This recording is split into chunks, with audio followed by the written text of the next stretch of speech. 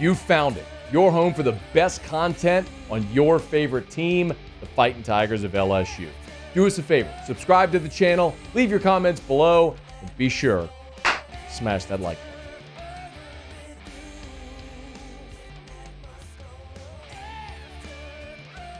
Last night, we learned who LSU's 2024 opponents will be.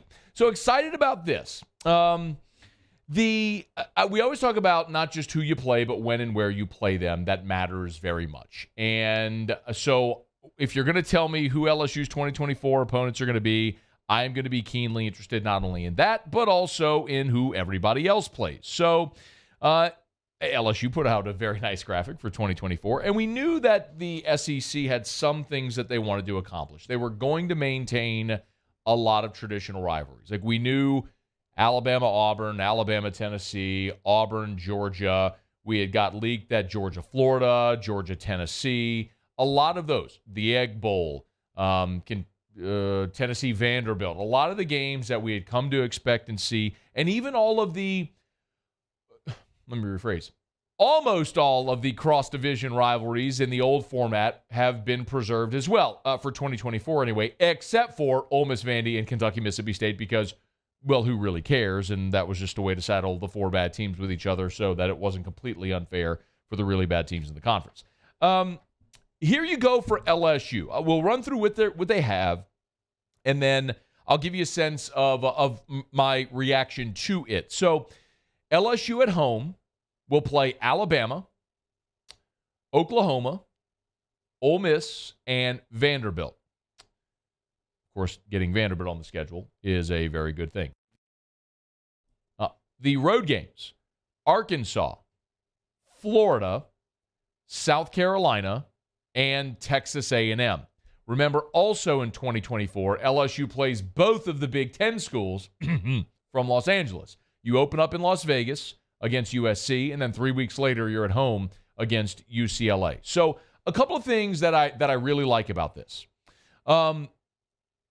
First of all, I loathe the garbage, cupcake, gimme paycheck games where some patsy comes, gets their ass kicked just to go home with a paycheck. Nobody wants to see it. There's no fan alive that wants to see it. The playoff committee doesn't know what to do with that. It's just waste. It is a waste of all of our times. All of us are worse off for wasting moments of our life watching Power 5 teams kick the holy hell out of Group of 5 and FCS opponents. Nobody wants to see it. So give me a schedule that is really intriguing week in and week out across the board. Because I know the drawback. You're going to say, well, what if every league doesn't do that? And I get it. That's why we need an expanded playoff, which we're getting, and we're getting closer and closer. But yes, give me games people want to see. LSU's 2024 schedule, you're going to open up in Vegas against USC. Thank you.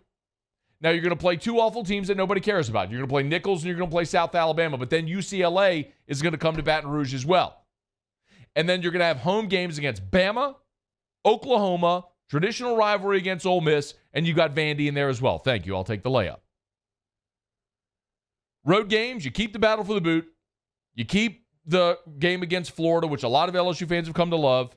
You go to South Carolina, which Williams-Brice is always a really good atmosphere. And then you keep the game that last weekend against Texas A&M. And actually, we're going to see when that game is played because, of course, Texas and Texas A&M traditionally played on Thanksgiving weekend.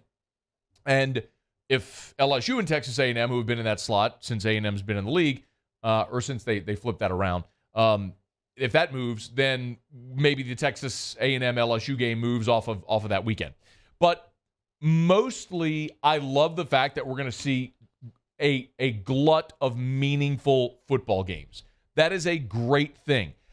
I remember looking back and seeing some of these schedules that LSU would play, like LSU football schedules from the 1980s. Like, go look up the schedule from 1986, for example. Like, yes, LSU played Miami of Ohio, and that was the only sort of body bag game that season, but it was a game that LSU actually lost week 2 to Miami of Ohio. But you opened up with a non-conference game against Texas A&M. Then you played Miami of Ohio. You played Florida, Georgia, Kentucky, North Carolina as a non-conference game in October. You had Ole Miss, Bama, Mississippi State. Then there was Notre Dame in November that LSU won in Baton Rouge. And then they played Tulane as well, which at the time was a game that LSU played every year.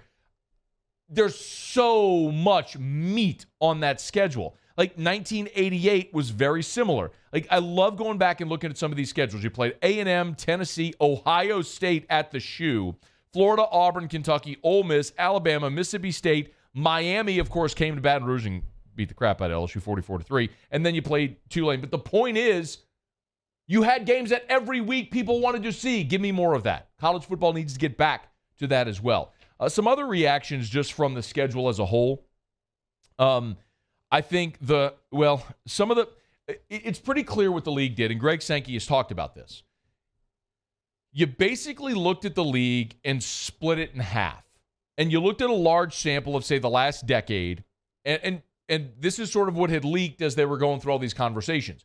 You really had the haves and the have-nots. Over the last decade, teams that had maybe were above 500 and teams that were below 500. You found that line of demarcation. Now, here's the really tricky thing, because when you use that standard, you're looking at schools like Alabama, Auburn, alphabetically. Alabama, Auburn, Florida, Georgia, LSU, Oklahoma, Texas, and Texas A&M. And then the have-nots would be Arkansas, Kentucky, Mississippi, Ole Miss, Mississippi State, Missouri, South Carolina, Tennessee, and Vanderbilt.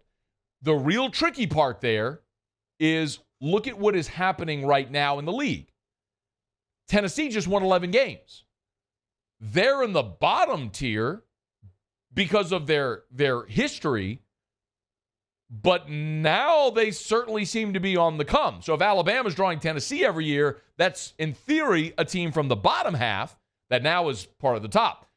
But you could also flip that with Auburn, who over the last decade has been a top half team, but now they might be sliding. I could say the same for Florida. Who knows what's going to happen with Texas A&M? So there's part of that in this component as well. I think from an LSU perspective, the only disappointing part is for 2024, you don't draw Mississippi State and Auburn.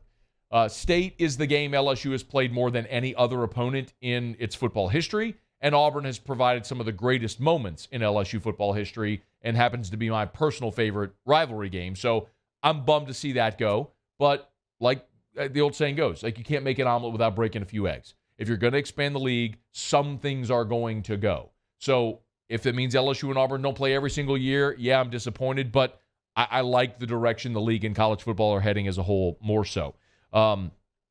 Oklahoma is only going to have 3 home conference games in 2024 because they're playing Texas as the home team at the neutral site in the Cotton Bowl. So they'll only get 3 true home games.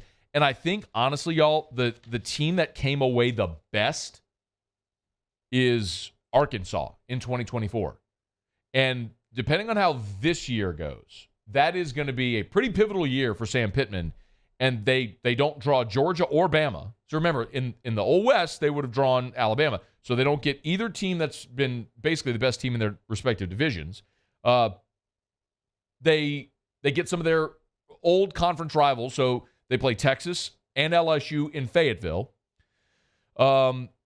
Their 4 road conference opponents, Auburn, Mississippi State, Texas A&M, Missouri, they all stunk last year. So I think Arkansas is the team that probably, provided Sam Pittman can start to trend up, was the biggest winner on the schedule for 2024. So, and if you want to look at LSU's schedule, just one more thought on this. Just look at what this is going to mean for LSU as far as when you're facing your 2024 opponents.